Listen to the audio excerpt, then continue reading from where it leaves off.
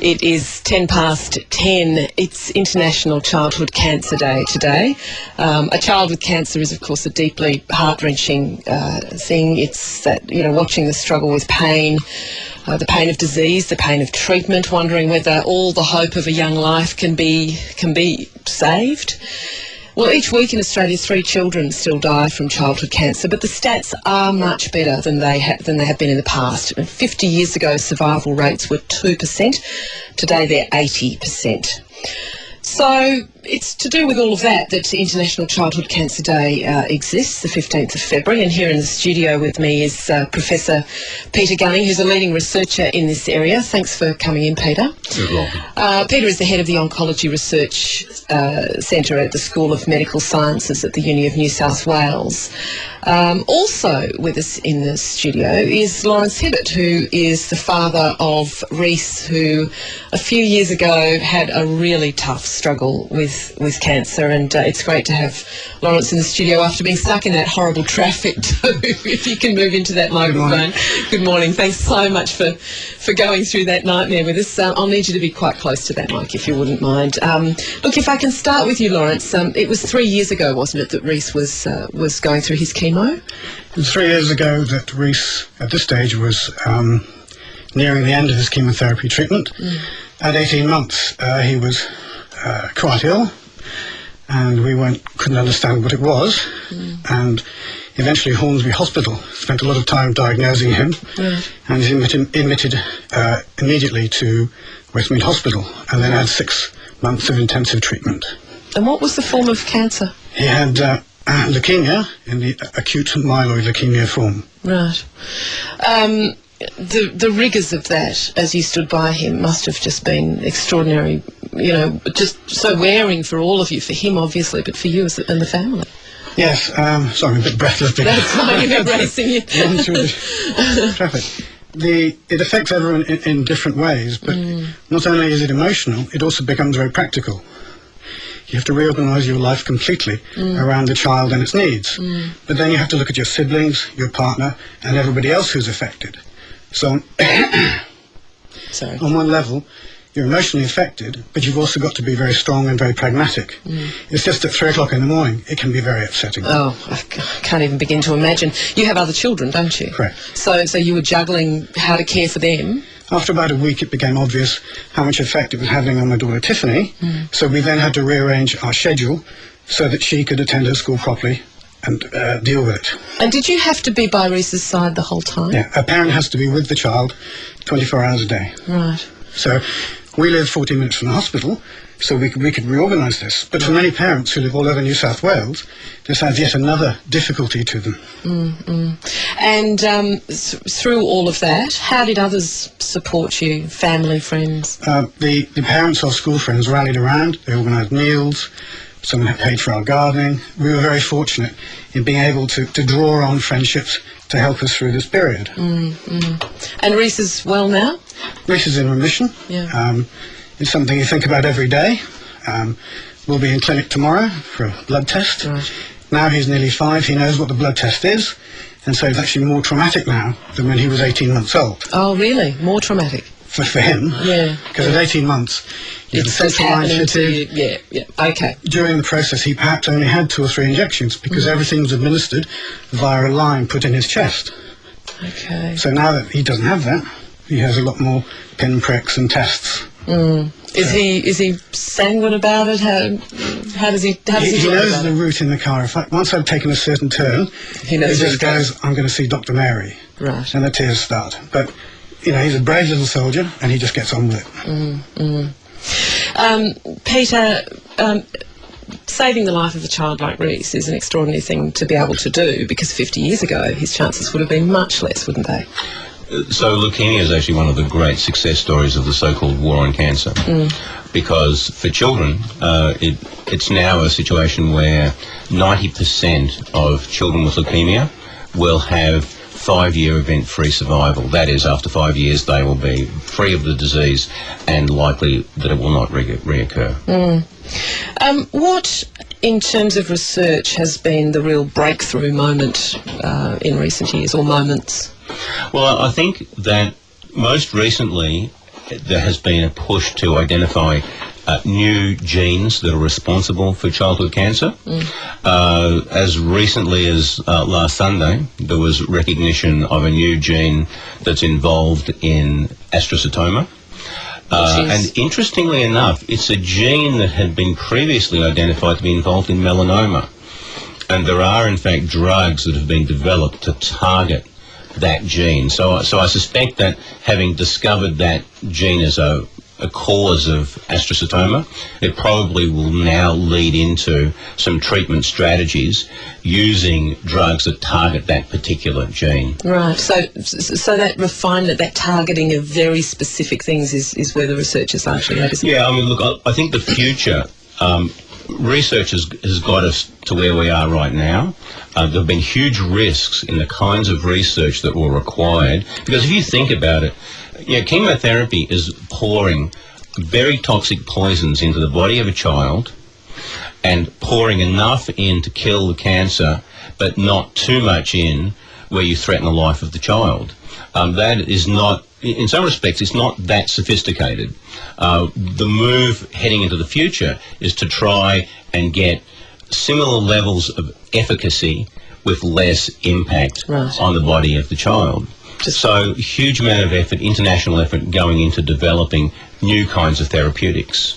Just looking at Peter's face there. Looking at Lawrence's face there as you were talking about describing. I mean, it's horrible. It's war, isn't it? It's a war of attrition, really, isn't it? It's a terrible thing to see your child going through. I think when the nurses come in completely gowned up in purple with big gloves to make sure they don't touch the chemical, you realise how powerful it is. The very chemical that's going into the child's body. We have to change nappies with gloves on. It's a very strong chemical. Goodness gracious. So, Peter, one of the projects that I was looking at was the Tumor Bank at the Children's Hospital at Westmead. How important has that been? Oh, okay. So when we, in fact, first established the Oncology Research Unit at Westmead, the very first thing I did was to establish the Tumor Bank. And the reason for doing that was because it's an extraordinary resource. And what we did also, which was completely new at the time, was we put the resource on the web. And what that meant was researchers from all over the world could get access to tumour samples. Now, the reason that that's important is because if you're trying to identify genes that cause a particular kind of childhood cancer, the trick is you need access to hundreds of samples. Now, no single institution in the world is likely to have enough samples to do this. So the key is being able to draw on resources from all over the world to assemble enough to do the kind of analysis you need to identify. It's like looking for a needle in a haystack. And in this case, what you need are lots of samples to increase the chances of, in fact, picking up those needles. So it seems, in my, very inexpert head, it seems to me that something like the Tumor Bank goes hand in hand with the refinement of the treatment that you're looking for. Absolutely. So, for example, the new drugs that we've been developing as new chemotherapeutic agents, one of the first things that you do when you think you've got a new target is you then ask the question, if I take, for example, 100 different neuroblastoma, and neuroblastoma is one of the worst prognosis tumours for children, what you do is ask the question, is this target present in most, all neuroblastoma? The only way you can really answer that and have some confidence that your target is going to be useful is you need a tumour bank which can give you that range of samples, and then you run a test across all of them and you ask, how frequently does my target come up in those neuroblastoma? Okay, and then proceed from there. So that's internationally important work that you've done, and it's an extraordinary achievement. But how do you fund it? Right, okay, so the key to fund... this is actually something I'm quite passionate about, because the key was, in fact, an organisation that was originally called the Oncology Children's Foundation and has just renamed itself the Kids Cancer Project to, I think, really capture what this is all about. What they did was they provided us with the funds to take the risks. What we had historically been funded for was basic science. Understand the basic science. How does a tumour actually work? How is it structured? To get money to then develop new therapies, it's very hard to get funding for that. It's very high risk work. And that's really where the Kids Cancer Project came in, because they were prepared to give us the kinds of funds that are required to take the risks and start to develop a whole new way of thinking about therapy. It's kind of interesting because we're about 18 months away from the beginnings of a clinical trial.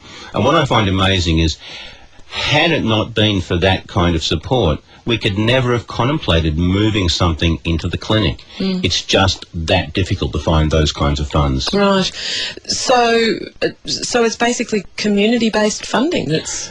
You know, the funny thing is, I think we're going to end up looking back at this and recognising that an important step forward in therapeutics was actually generated by the community of New South Wales fundraising for some people in laboratories to try something completely new. With no guarantees of success, complete sort of, not complete stab in the dark, but high risks. Yeah, it was based on good science, but I think the trouble is taking good science and turning it into a therapy. You can never be 100% certain as you start to develop the therapeutic that in fact it's going to work. It might be too toxic, it might be that it doesn't, that the target is okay, but then the cell is smart, the cell gets around it and then makes something else that bypasses the target. And that sort of thing can happen in a short period of time, can it? Yeah, that, resistance. Spoken with the weariness of a man who's watched cells get around his tricks. The trouble with a cancer cell, it's like intense evolution. Yeah, evolution is about adaptation. The trouble with cancer is very, very effective at getting around what you throw at it. And then that's why a lot of the major therapies, what they do is they take apart key parts of a cell for which there's no fallback option. There's no workaround. And, and I suspect in the end that's really the bottom line, that cells are very clever at becoming resistant to therapeutics. What you need to do is hit something so hard that there is no fallback option for the cell. Gosh, even the terms you used to describe it, it's just frightening. It's just, Lawrence, how do you feel about the way that this sort of research is funded, the fact that it's community funded? I mean, do you feel like it should be government, or are you comfortable with it this way? In our situation, I think, like many people, your eyes are opened about such issues, because you're not aware of childhood cancer until someone you know or someone's child falls for a childhood cancer. And then you realise how big it is, how many children are affected by it, how many different types there are. The fact that there is only 2 hospitals in New South Wales that give primary treatment. Although we had private medical insurance, you can't use it in a children's oncology. So you find out about these things, and it's a little bit of a shock. So once Rhys was out of hospital, we started working with what was Oncology Children's Foundation. I became aware of them because when Rhys was on the ward, he was given a teddy bear, which was a form of funding by Oncology Children's Foundation. People bought teddy bears to give to children who had cancer. So that's how we became aware of them. And since then, we've been actively involved with them, raising money, raising awareness, because, well, for us, it's very important. Yeah, indeed. Tell me about Rhys's teddy bear. It went on a bit of a journey, didn't it? Yes, we were fortunate enough to go out on one of the Sydney-Hobart yacht races, and that was being sponsored by OCF, and one of their very large teddy bears went on the Sydney-Hobart race, which was wonderful. That's fantastic. What a great way to raise the profile. Just brilliant stuff. So where to from here in terms of raising funds? I mean, are there any major efforts underway at the moment? I think Oncology Foundation is constantly trying to raise funds through a wide variety of areas, both at the parent level, who organise barbecues or small fundraisers, right through to working with large corporate organisations to enable their employees to have a favoured charity. So they really are looking at a wide range of ways of raising funding for children's cancer research. Are the corporates generous? I think you'd have to ask the charities about that. It's a very competitive world. Indeed it is, yeah. Well, there's a lot of charities seeking help, a lot of research needed in a wide range of children's illnesses. Of course, from our point of view, we think since there can be a very negative outcome, this is a rather important issue. I think children's cancer is like the elephant in the room. It's not really talked about, and it shocks people when they meet Rhys and say, well, he's just come out of hospital, or he's got to go to clinic tomorrow, when they hear why, oh, he had leukemia, he's in remission, they're actually quite genuinely shocked because they don't think this affects children. And it does quite a lot. That's the leading cause of death in children. Right. Even though the numbers are relatively low. But it's the leading cause of death. Right. It's extraordinary. So can I just add to that, in terms of what OCF, or Kids Cancer Project, funds, they've got an international research advisory committee that works with the researchers to identify what are the opportunities for developing new therapies and provide advice on best ways forward. And so what's being funded is a range of projects that go from some basic science in areas where we think the basic science may open up new therapeutic opportunities, all the way through to funding new clinical trials. Right. But the emphasis really is developing new therapies. So it's a real focus on the translation of science into potential medicine for children, because that's really where the gap in the funding lies. Right. Right. Is there? Should anybody else be stepping in there, or is this the best way to approach it? The scale of funding that's required is really substantial. There's no question that the federal government needs to think about ways in which it, for example, perhaps could do matching funding.